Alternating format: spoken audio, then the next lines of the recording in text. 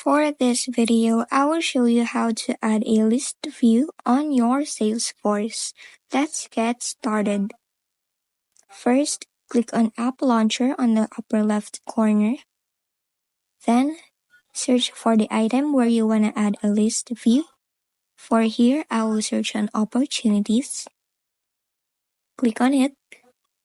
Now, click on All Opportunities. Then, on the right part, click on the Settings, then choose New. Now add in the name for your list. You can also change who sees that list. Once done, click on Save. After that, you can add a filter. For the field, you can choose based on what you need. For here, I will choose Closed. For operator, I will choose On, Not Equal To, and for value, I will choose True. Once you are done, click on Done.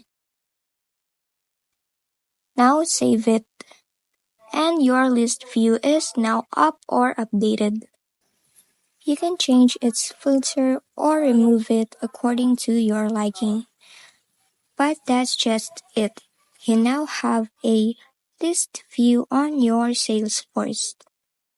If this video helped you, don't forget to like, subscribe, and hit the bell icon.